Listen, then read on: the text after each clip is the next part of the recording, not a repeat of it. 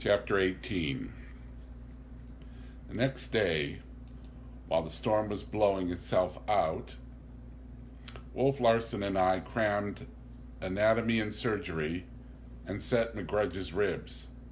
Then, when the storm broke, Wolf Larson cruised back and forth over that portion of the ocean where it had encountered it and somewhat more to the westward, while the boats were being repaired and new sails made and bent. Sealing schooner after sailing schooner we sighted and boarded, most of which were in search of lost boats, and most of which were carrying boats and crews they had picked up, and which did not belong to them. For the thick of the fleet had been to the westward of us, and the boats, scattered far and wide, had headed in mad flight for the nearest refuge.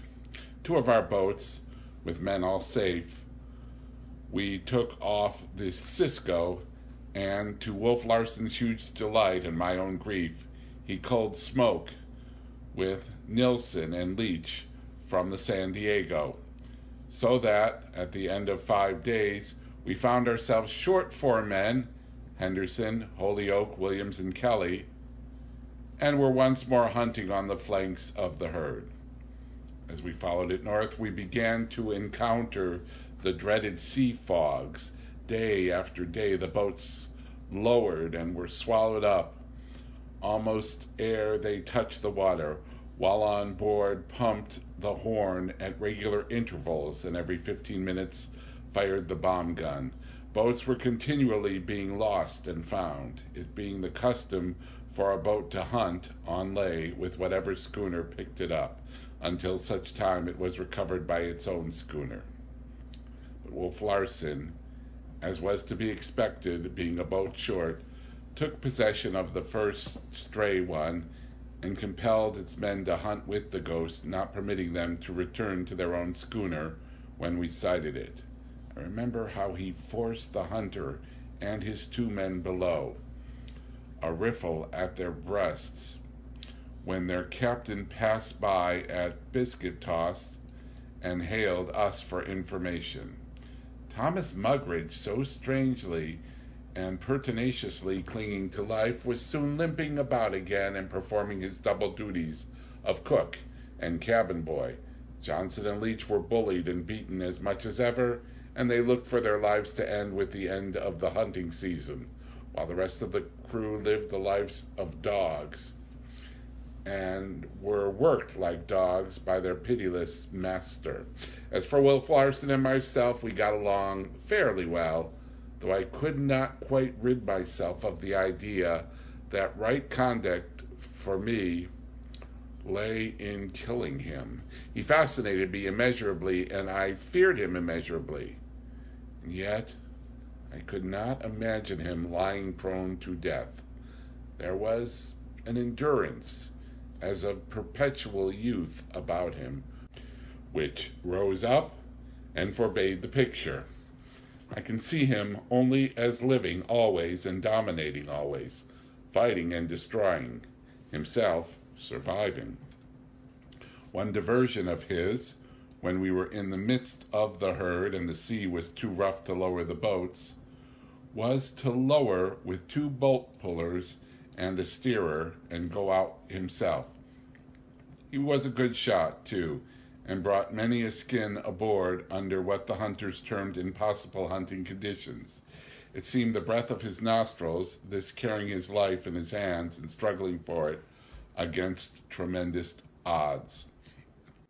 I was learning more and more seamanship, and one clear day, a thing we rarely encounter now, I had the satisfaction of running and handling the ghost and picking up the boats myself. Wolf Larson had been smitten with one of his headaches, and I stood at the wheel from morning until evening, sailing across the ocean after the last lee boat, and heaving to and picking it and the other 5 up without command or suggestion from him. Gales we encountered now and again, for it was a raw and stormy region, and in the middle of June, a typhoon most memorable to me and most important because of the changes wrought through it upon my future. We must have been caught nearly at the center of the circular storm, and Wolf Larsen ran out of it and to the southward, first under the double-reefed jib, and finally under bare poles. Never had I imagined so great a sea.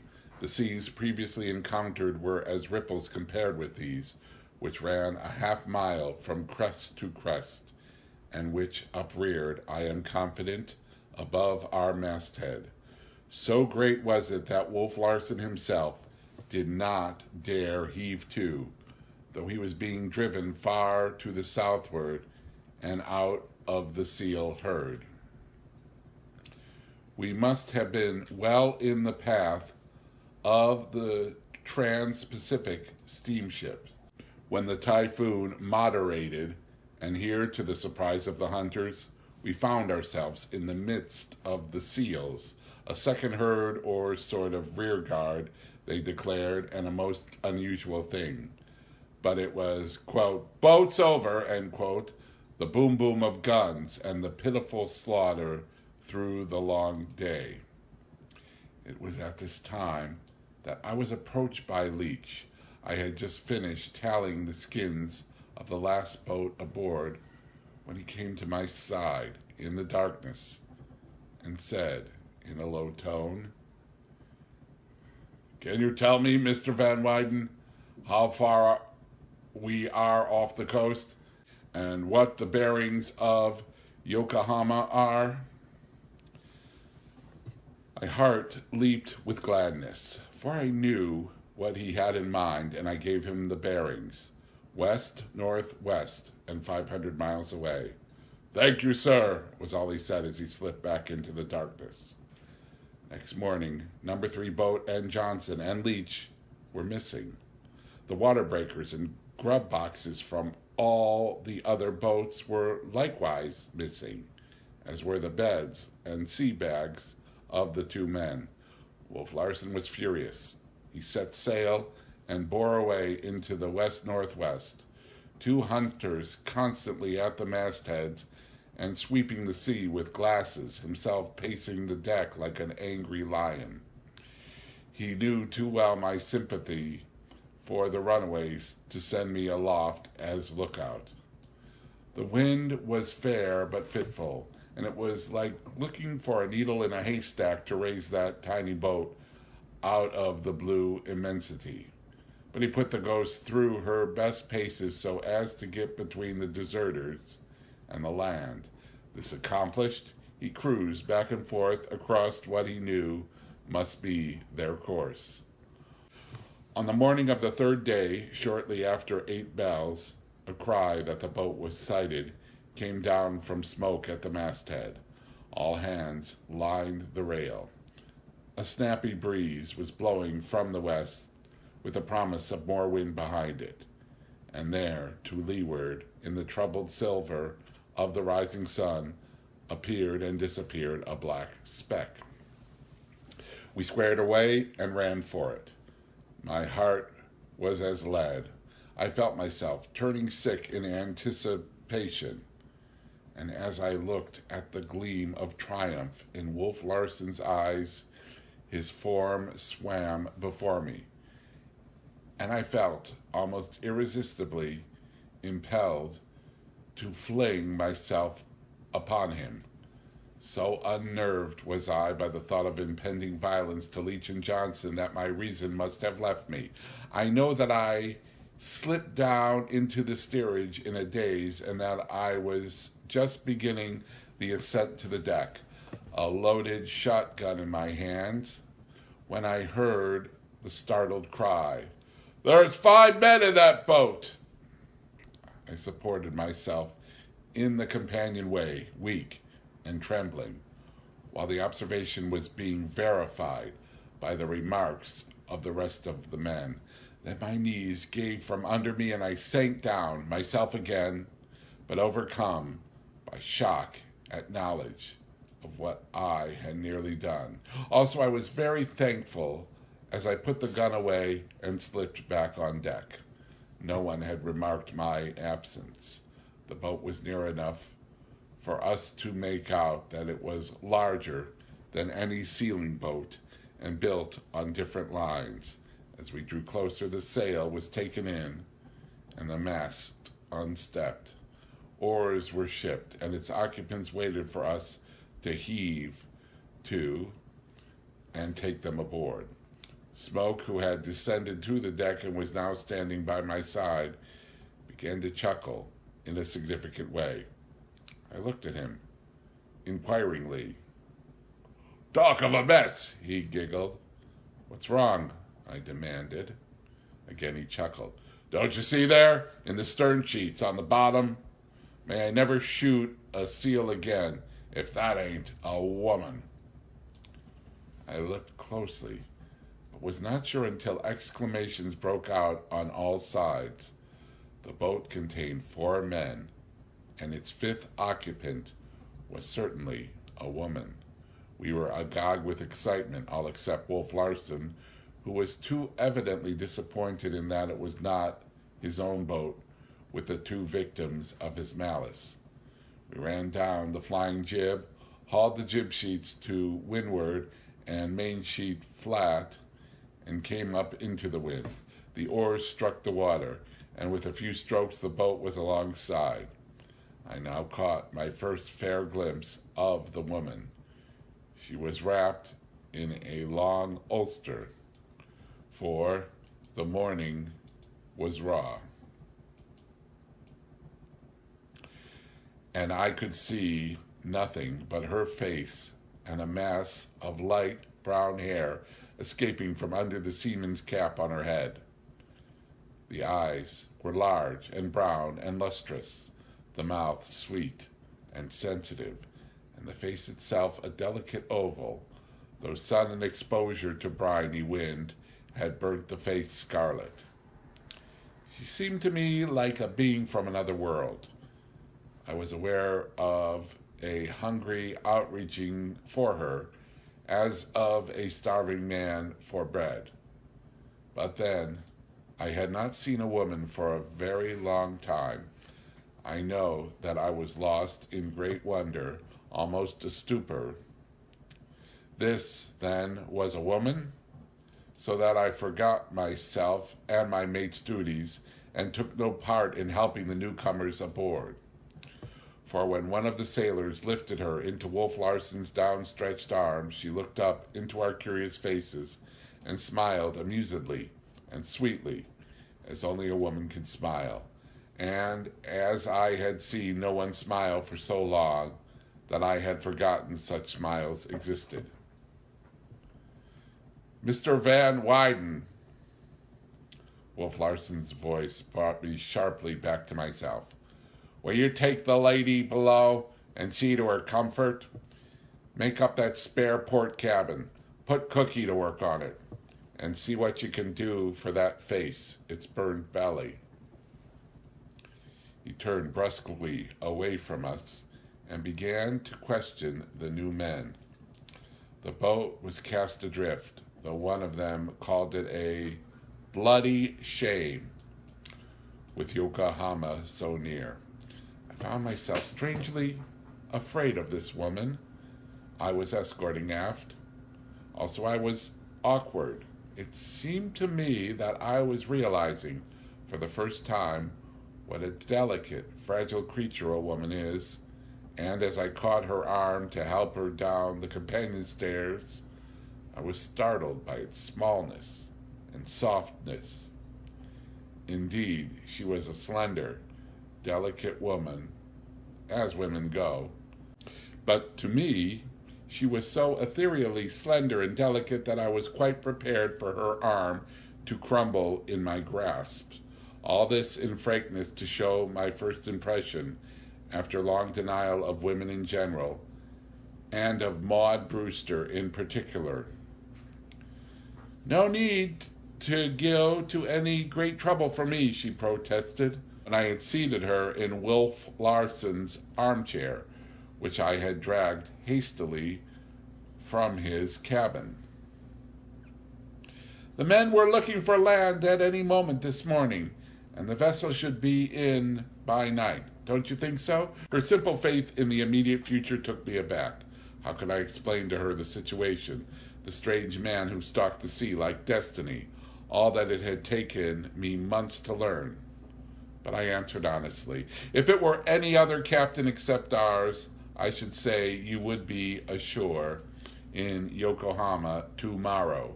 But our captain is a strange man, and I beg of you to be prepared for anything. Understand? For anything. I confess I hardly do understand, she hesitated, a perturbed but not frightened expression in her eyes. Or is it a misconception of mine that shipwrecked people are always shown every consideration? This is such a little thing, you know. We are so close to land. Candidly, I do not know, I strove to assure her. I wished merely to prepare you for the worst, if the worst is to come. This man, this captain, is a brute, a demon, and no one could ever tell what will be his next fantastic act. I was growing excited, but she interrupted me with an, "Oh, I see," and her voice sounded weary. To think was patently an effort. She was clearly on the verge of physical collapse. She asked no further questions, and I vouchsafed no remark, devoting myself to Wolf Larsen's command, which was to make her comfortable. I bustled about in quite housewifely fashion, procuring soothing lotions for her sunburn, raiding Wolf Larsen's private stores for a bottle of port I knew to be there, and directing Thomas Mugridge in the preparation of the spare stateroom. The wind was freshening rapidly, the ghost heeling over more and more, and by the time the stateroom was ready, she was dashing through the water at a lively clip. I had quite forgotten the existence of Leach and Johnson when suddenly, like a thunderclap, "Boat ho!" came down the companionway. It was Smoke's unmistakable voice crying from the masthead. I shot a glance at the woman, but she was leaning back in the armchair, her eyes closed, unutterably tired. I doubted that she had heard, and I resolved to prevent her seeing the brutality I knew would follow the capture of the deserters. She was tired. Very good. She should sleep. There were swift commands on deck, a stamping of feet and a slapping of reef points as the ghost shot into the wind and about on the other tack. As she filled away and heeled, the armchair began to slide across the cabin floor, and I sprang for it just in time to prevent the rescued woman from being spilled out. Her eyes were too heavy to suggest more than a hint of the sleepy surprise that perplexed her as she looked up at me, and she half stumbled, half tottered as I led her to the cabin. Thomas Mugridge grinned insinuatingly in my face as I shoved him out and ordered him back to his galley work, and he won his revenge by spreading glowing reports among the hunters as to what an excellent lady's maid I was proving myself to be. She leaned heavily against me, and I do believe that she had fallen asleep again between the armchair and the stateroom. This I discovered when she nearly fell into the bunk during a sudden lurch of the schooner. She aroused, smiled drowsily, and was off to sleep again. And to sleep I left her, under a heavy pair of sailor's blankets, her head resting on a pillow I had appropriated from Wolf Larsen's bunk. Chapter 19. I came on deck to find the ghost heading up close on the port tank and cutting in to windward of a familiar spritsail close hauled on the same tack ahead of us. All hands were on deck, for they knew that something was to happen when Leach and Johnson were dragged aboard. It was 4 bells. Lewis came aft to relieve the wheel. There was a dampness in the air, and I noticed he had on his oilskins. "What are we going to have?" I asked him. "A healthy young sip of gale from the breath of it, sir," he answered, "with a splatter of rain, just to wet our gills and no more." "Too bad we sighted them," I said, as the Ghost's bow was flung off a point by a large sea and the boat leaped for a moment past the jibs and into our line of vision. Lewis gave a spoke and temporized. "They never have made the land, sir, I'm thinking." "Think not?" I queried. "No, sir. Did you feel that?" A puff had caught the schooner, and he was forced to put the wheel up rapidly to keep her out of the wind. "'Tis no eggshell float on the sea an hour come, and it's a stroke of luck for them we're here to pick them up." Wolf Larsen strode aft from amidships where he had been talking with the rescued men. The cat-like springiness in his tread was a little more pronounced than usual. His eyes were bright and happy. "3 oilers and a 4th engineer," was his greeting. "But we'll make sailors out of them, or boat pullers at any rate. Now what of the lady?" I don't know why, but I was aware of a twinge or pang, like the cut of a knife, when he mentioned her. I thought it was a certain silly fastidiousness on my part, but it persisted in spite of me, and I merely shrugged my shoulders in answer. Wolf Larsen pursed his lips in a long, quizzical whistle.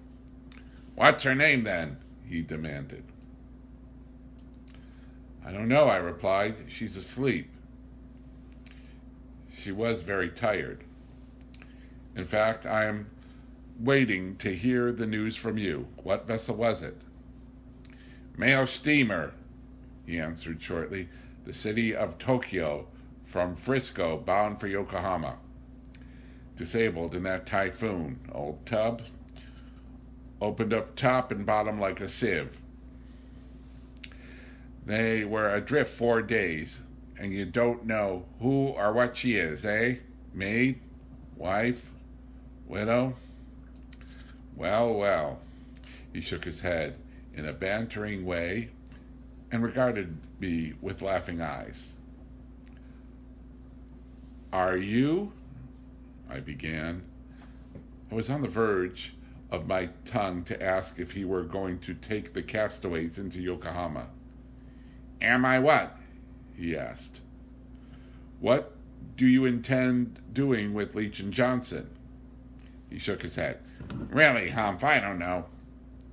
You see, with these additions, I've about all the crew I want. And they've about all the escaping they want," I said. "Why not give them a change of treatment? Take them aboard and deal gently with them. Whatever they have done, they have been hounded into doing." "By me?" "By you," I answered steadily. "And I give you warning, Wolf Larsen, that I may forget love of my own life in the desire to kill you if you go too far in maltreating those poor wretches." "Bravo!" he cried. "You do me proud, Hump. You found your legs with a vengeance, see? You're quite an individual. You were unfortunate in having your life cast in easy places, but you're developing, and I like you better for it." His voice and expression changed. His face was serious. "You believe in promises?" he asked. "Are they sacred things?" "Of course," I answered. "And here's a compact," he went on, consummate actor. "If I promise not to lay my hands upon Leach, will you promise, in return, not to attempt to kill me?" "Oh, not that I'm afraid of you, not that I'm afraid of you," he hastened to add. I could hardly believe my ears. what was coming over the man. "Is it a go?" he asked impatiently. "A go," I answered. His hand went out to mine, and as I shook it heartily, I could have sworn I saw the mocking devil shine up for a moment in his eyes. We strolled across the poop to the lee side. The boat was close at hand now, and in desperate plight. Johnson was steering, Leach bailing. We overhauled them about 2 feet to their 1. Wolf Larsen motioned Lewis to keep off slightly, and we dashed abreast of the boat, not a score of feet to windward. The Ghost blanketed in. The spritsail flapped emptily, and the boat righted to an even keel, causing the 2 men swiftly to change position. The boat lost headway, and as we lifted on a huge surge, toppled and fell into the trough. It was at this moment that Leach and Johnson looked up into the faces of their shipmates, who lined the rail amidships. There was no greeting. They were as dead men in their comrades' eyes, and between them was the gulf that parts the living and the dead. The next instant they were opposite the poop, where stood Wolf Larsen and I. We were falling in the trough. They were rising on the surge. Johnson locked me, and I could see that his face was worn and haggard. I waved my hand to him, and he answered the greeting, but with a wave that was hopeless and despairing. It was as if he were saying farewell. I did not see into the eyes of Leach, for he was looking at Wolf Larsen, the old and implacable snarl of hatred strong as ever on his face. Then they were gone astern, the spritsail filled with the wind, suddenly careening the frail open craft till it seemed it would surely capsize. A white cap foamed above it and broke across in a snow-white smother. Then the boat emerged, half swamped, Leach flinging the water out and Johnson clinging to the steering oar, his face white and anxious. Wolf Larsen barked a short laugh in my ear and strode away to the weather side of the poop. I expected him to give orders for the Ghost to heave to, but she kept on her course, and he made no sign. Lewis stood imperturbably at the wheel, but I noticed the grouped sailors forward turning troubled faces in our direction. Still, the Ghost tore along till the boat dwindled to a speck, when Wolf Larsen's voice rang out in command, and he went about on the starboard tack. Back we held 2 miles and more to windward of the struggling cockleshell, when the flying jib was run down and the schooner hove to. The sailing boats are not made for windward work. Their hope lies in keeping a weather position so that they may run before the wind for the schooner when it breezes up. But in all that wild waste there was no refuge for Leach and Johnson save on the Ghost, and they resolutely began the windward beat. It was slow work in the heavy sea that was running. At any moment they were liable to be overwhelmed by the hissing combers. Time and again, and countless times, we watched the boat luff into the big white caps, lose headway, and be flung back like a cork. Johnson was a splendid seaman, and he knew as much about small boats as he did about ships. At the end of an hour and a half, he was nearly alongside, standing past our stern on the last leg out, aiming to fetch us on the next leg back. "So, you've changed your mind?" I heard Wolf Larsen muttered, half to himself, half to them, as though they could hear. You want to come aboard? Eh? Well then, just keep it coming.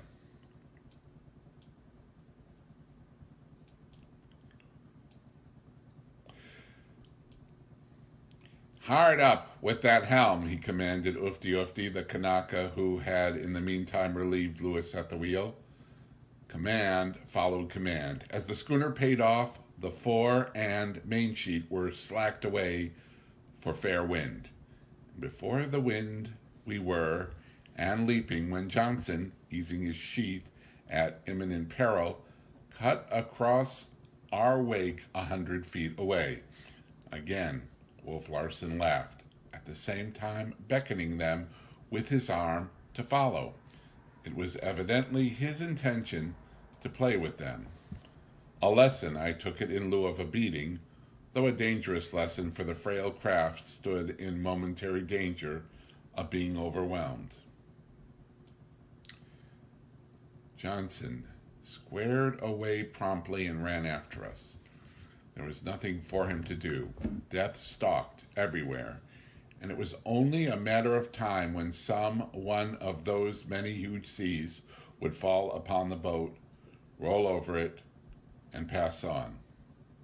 "'Tis a fear of death at the hearts of them," Lewis muttered in my ear, as I passed forward to taking the flying jib and staysail. "Oh, he'll heave to in a little while and pick them up," I answered cheerfully. "He's bent upon giving them a lesson, that's all." Lewis looked at me shrewdly. "Think so?" he asked. "Surely," I answered. "Don't you?" "I think nothing but of my own skin these days," was his answer.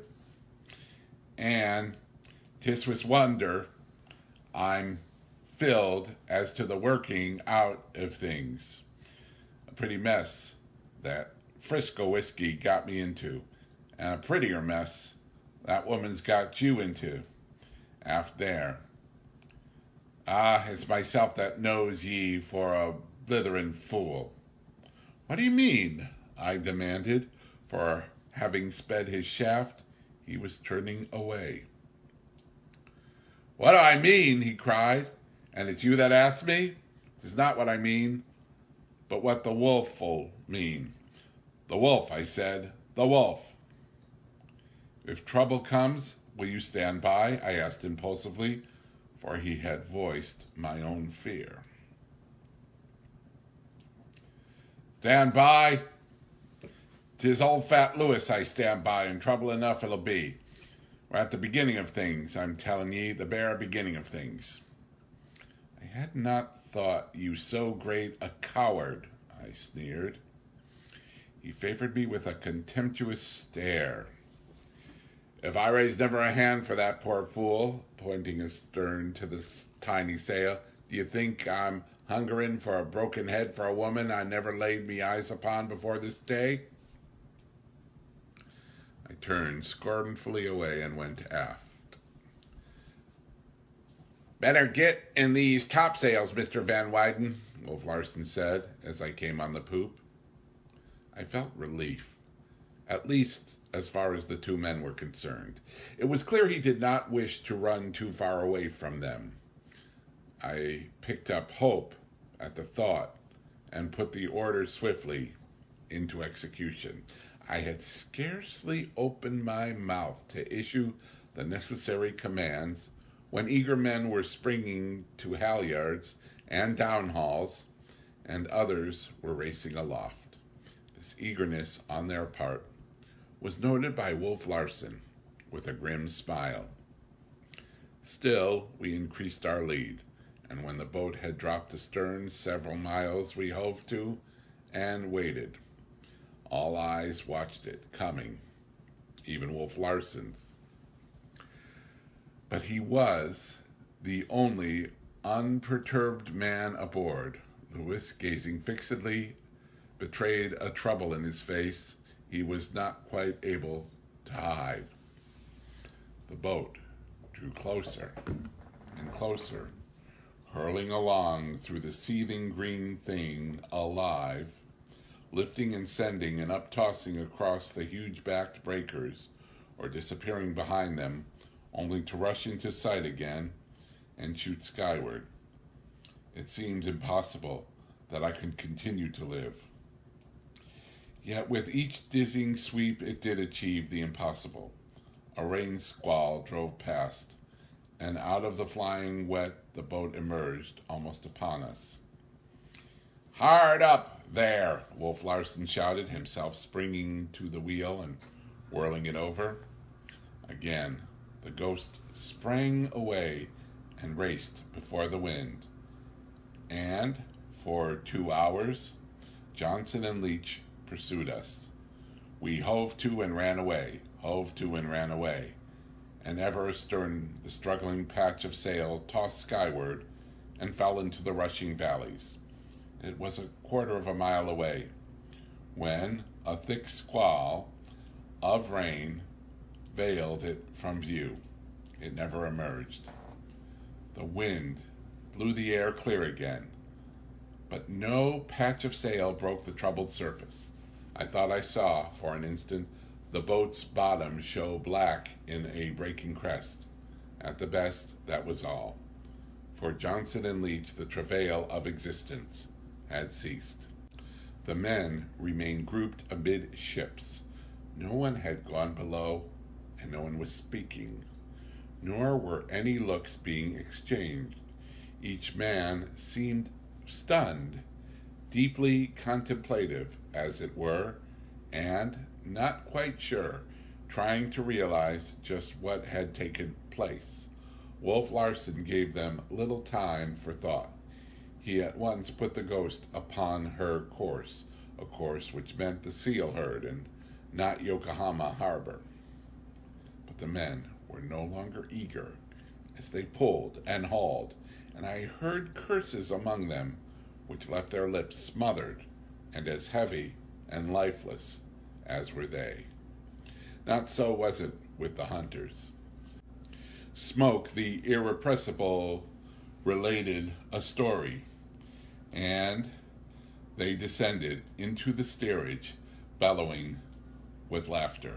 As I passed to leeward of the galley on my way aft, I was approached by the engineer we had rescued. His face was white. His lips were trembling. "Good God! Sir, what kind of craft is this?" he cried. "You have eyes. You have seen," I answered almost brutally, what of the pain and fear at my own heart. "Your promise?" I said to Wolf Larsen.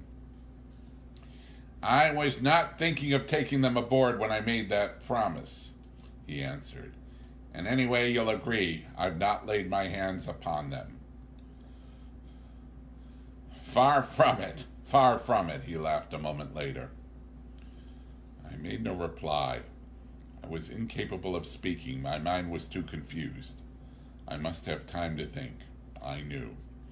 This woman, sleeping even now in the spare cabin, was a responsibility which I must consider, and the only rational thought that flickered through my mind was that I must do nothing hastily if I were to be any help with her at all. Chapter 20. The remainder of the day passed uneventfully. The young slip of a gale, having wetted our gills, proceeded to moderate.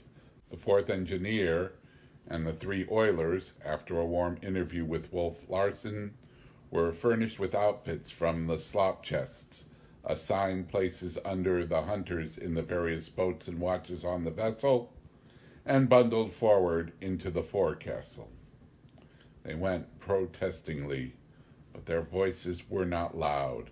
They were awed by what they had already seen of Wolf Larsen's character, while the tale of woe they speedily heard in the forecastle took the last bit of rebellion out of them.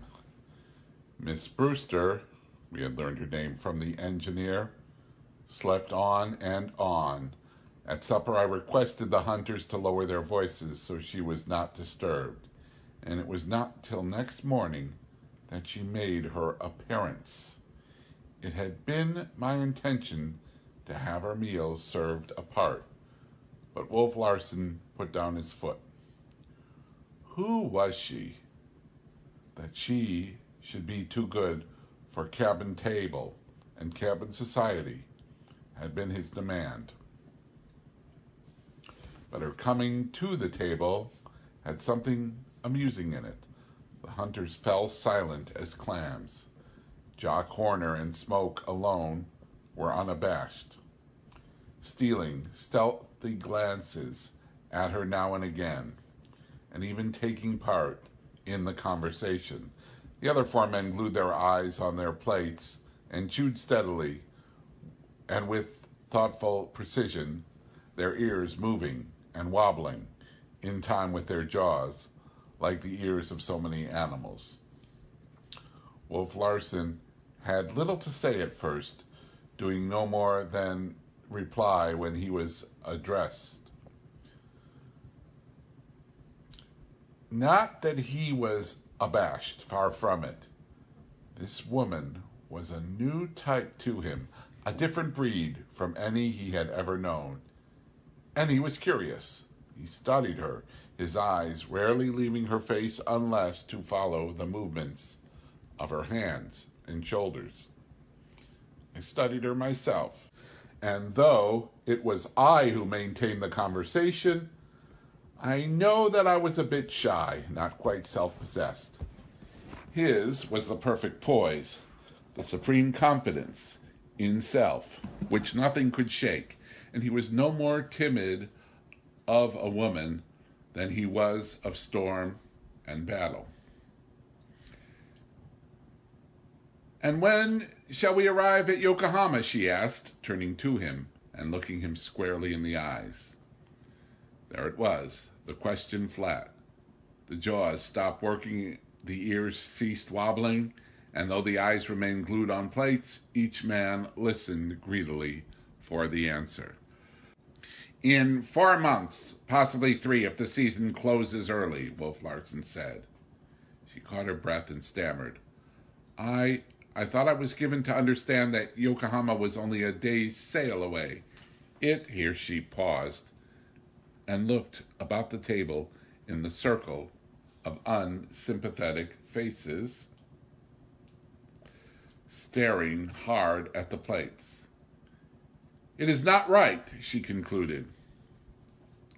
"That is a question you must settle with Mr. Van Wyden there," he replied, nodding to me with a mischievous twinkle. "Mr. Van Wyden is what you may call an authority on such things as rights. Now I, who am only a sailor, would look upon the situation somewhat differently. It may possibly be your misfortune that you have to remain with us, but it is certainly our good fortune." He regarded her smilingly.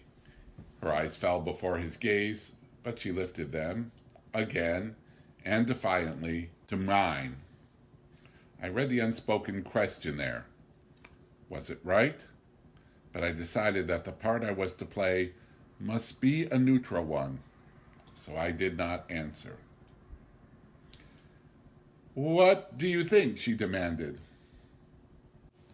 "That it is unfortunate, especially if you have any engagements falling due in the course of the next several months. But since you say that you were voyaging to Japan for your health, I can assure you that it will improve no better anywhere than aboard the Ghost." I saw her eyes flash with indignation. And this time, it was I who dropped mine, while I felt my face flushing under her gaze. It was cowardly, but what else could I do? "Mr. Van Wyden speaks with the voice of authority," Wolf Larsen laughed. I nodded my head, and she, having recovered herself, waited expectantly. "Not that he is much to speak of now," Wolf Larsen went on, "but he has improved wonderfully. You should have seen him when he came on board, a more scrawny, pitiful specimen of humanity one could hardly conceive. Isn't that so, Kerfoot?" Kerfoot, thus directly addressed, was startled into dropping his knife on the floor. Then he managed to grunt affirmation. Developed himself by peeling potatoes and washing dishes. Eh, Kerfoot? Again, that worthy grunted. Look at him now. True, he is not what you would term muscular, but still he has muscles, which is more than he had when he came aboard. Also, he has legs to stand on. You would not think so to look at him, but he was quite unable to stand alone at first. The hunters were snickering, but she looked at me with a sympathy in her eyes which more than compensated for Wolf Larsen's nastiness. In truth, it had been so long since I had received sympathy that I was softened, and I became then, and gladly, her willing slave. But I was angry with Wolf Larsen. He was challenging my manhood with his slurs, challenging the very legs he claimed to be instrumental in getting for me. I must have learned to stand on my own legs, I retorted, but I have yet to stamp upon others with them. He looked at me insolently. Your education is only half completed then, he said dryly, and turned to her.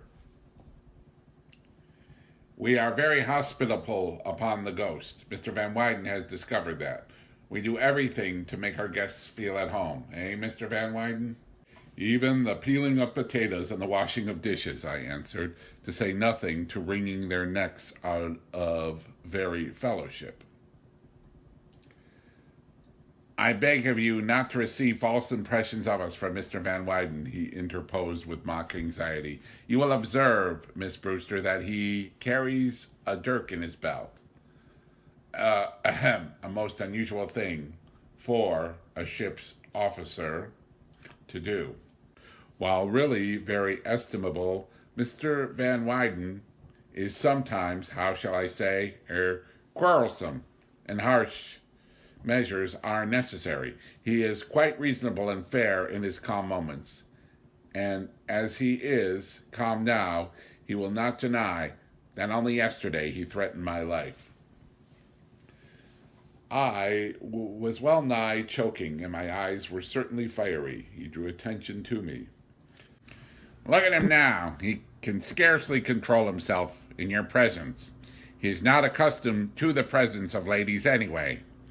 I shall have to arm myself before I dare go on deck with him. He shook his head sadly, murmuring, too bad, while the hunters burst into guffaws of laughter. The deep-sea voices of these men, rumbling and bellowing in the confined space, produced a wild effect. The whole setting was wild, and for the first time, regarding this strange woman and realizing how incongruous she was in it, I was aware of how much part of it I was myself. I knew these men and their mental processes, was one of them myself, living the seal hunting life, eating the seal hunting fare, thinking largely the seal hunting thoughts. There was, for me, no strangeness to it, to the rough clothes, the coarse faces, the wild laughter, and the lurching cabin walls, swaying sea lamps. As I buttered a piece of bread, my eyes chanced to rest upon my hand. The knuckles were skinned and flamed clear across, the fingers swollen, the nails rimmed with black. I felt the mattress-like growth of beard on my neck. Knew that the sleeve of my coat was ripped, that a button was missing from the throat of the blue shirt I wore. The dirk mentioned by Wolf Larsen rested in its sheath on my hip. It was very natural that it should be there. How natural, I had not imagined until now, when I looked upon it with her eyes and knew how strange it, and all that went with it, must appear to her. But she divined the mockery in Wolf Larsen's words, and again favored me with a sympathetic glance. There was a look of bewilderment also in her eyes. that it was mockery made the situation more puzzling to her.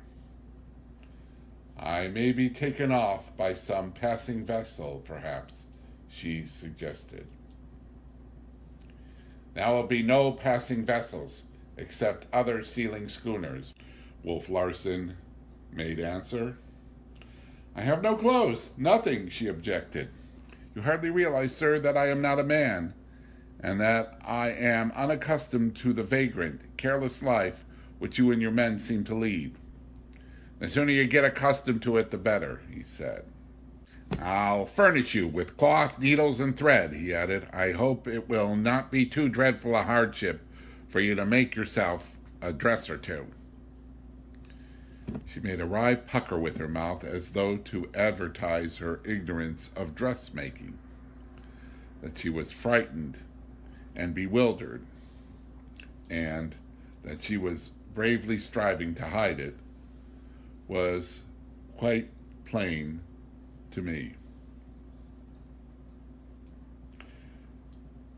"I suppose you're like Mr. Van Weyden there, accustomed to having things done for you. Well, I think doing a few things for yourself will hardly dislocate any joints. By the way, what did you do for a living?" She regarded him with amazement unconcealed.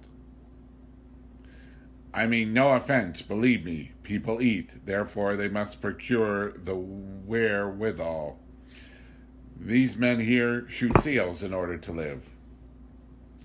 For the same reason, I sail the schooner, and Mr. Van Weyden, for the present at any rate, earns his salty grub by assisting me.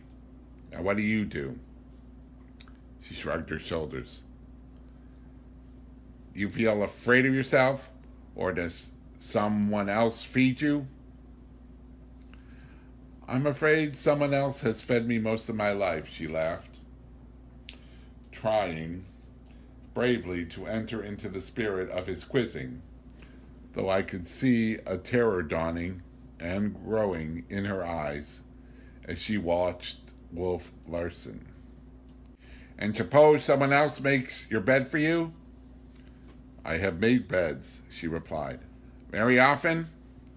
She shook her head with mock ruefulness. "Do you know what they do to poor men in the United States who, like you, do not work for their living?" "I am very ignorant," she pleaded. "What do they do to the poor men who are like me?" "They send them to jail. The crime of not earning a living in their case is called vagrancy. If I were Mr. Van Weyden, who harps eternally on questions of right and wrong, I'd ask, by what right do you live when you do nothing to deserve living?" "But you are not Mr. Van Weyden. I don't have to answer, do I?" She beamed upon him through her terror-filled eyes, and the pathos of it cut me to the heart.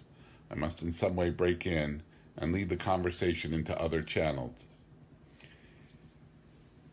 "Have you ever earned $1 by your own labor?" he demanded, certain of her answer, a triumphant vindictiveness in his voice. "Yes, I have," she answered slowly, and I could have laughed aloud at his crestfallen visage. "I remember my father giving me $1 once, when I was a little girl, for remaining absolutely quiet for 5 minutes." He smiled indulgently. "But that was long ago," she continued, "and you would scarcely demand a little girl of 9 to earn her own living. At present, however," she said, after another slight pause, "I earn about $1,800 a year." With one accord, all eyes left the plates and settled on her.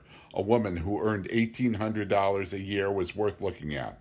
Wolf Larsen was undisguised in his admiration. "Salary or piecework?" he asked. "Piecework," she answered promptly. $1,800, he calculated. "That's $150 a month. Well, Miss Brewster, there is nothing small about the ghost. Consider yourself on salary during the time you remain with us." She made no acknowledgement. She was too unused as yet to the whims of the man to accept them with equanimity. "I forgot to inquire," he went on suavely, "as to the nature of your occupation. What commodities do you turn out? What tools and materials do you require?" "Paper and ink," she laughed. "And also a typewriter." "You are Maud Brewster," I said slowly and with certainty, almost as though I were charging her with a crime. Her eyes lifted curiously to mine. "How do you know?" "Aren't you?" I demanded. She acknowledged her identity with a nod. It was Wolf Larsen's turn to be puzzled. The name and its magic signified nothing to him. I was proud that it did mean something to me, and for the first time in a weary while I was convincingly conscious of a superiority over him. "I remember writing a review of a thin little volume," I had begun carelessly when she interrupted me. "You," she cried, "you are—" She was now staring at me in wide-eyed wonder. I nodded my identity in turn. "Humphrey Van Weyden," she concluded, then added with a sigh of relief, and unaware that she glanced that relief at Wolf Larsen, "I am so glad." "I remember the review," she went on hastily, becoming aware of the awkwardness of her remark. "That too flattering review." "Not at all," I denied valiantly. "You impeach my sober judgment and make my canons of little worth. Besides, all my brother critics were with me. Didn't Lang include your Kiss Endured among the 4 supreme sonnets by women in the English language?" "But you called me the American Mrs. Meynell." "Wasn't it true?" I demanded. "No, not that," she answered. "I was hurt." "We can measure the unknown only by the known," I replied in my finest academic manner. "As a critic, I was compelled to place you. You have now become a yardstick yourself. 7 of your thin little volumes are on my shelves, and there are 2 thicker volumes, the essays, which, you will pardon my saying, and I know not which is flattered more, fully equal your verse. The time is not far distant when some unknown will arise in England, and the critics will name her the English Maud Brewster." "You are very kind, I am sure," she murmured, and the very conventionality of her tones and words, with the host of associations it aroused of the old life on the other side of the world, gave me a quick thrill, rich with remembrance but stinging sharp with homesickness. "And you are Maud Brewster," I said solemnly, glancing across at her. "And you are Humphrey Van Weyden," she said, gazing back at me with equal solemnity and awe. "How unusual." "I don't understand. We surely are not to expect some wildly romantic sea story from your sober pen." "No, I am not gathering material, I assure you," was my answer. "I have neither aptitude nor inclination for fiction." "Tell me, why have you always buried yourself in California?" she next asked. "It has not been kind to you. We of the East have seen too very little of you, too little indeed of the Dean of American Letters, the second." I bowed to and disclaimed the compliment. "I nearly met you once in Philadelphia, some Browning affair or other. You were to lecture, you know. My train was 4 hours late." And then we quite forgot where we were, leaving Wolf Larsen stranded and silent in the midst of our flood of gossip. The hunters left the table and went on deck, and still we talked. Wolf Larsen remained alone. Suddenly I became aware of him, leaning back from the table and listening, curiously, to our alien speech of a world he did not know. I broke short off in the middle of the sentence. The present, with all its perils and anxieties, rushed upon me with stunning force. It smote Miss Brewster likewise, a vague and nameless terror rushing into her eyes as she regarded Wolf Larsen. He rose to his feet and laughed awkwardly. The sound of it was metallic. "Oh, don't mind me," he said, with a self-depreciatory wave of his hand. "I don't count. Go on, I pray you." But the gates of speech were closed, and we too rose from the table and laughed awkwardly.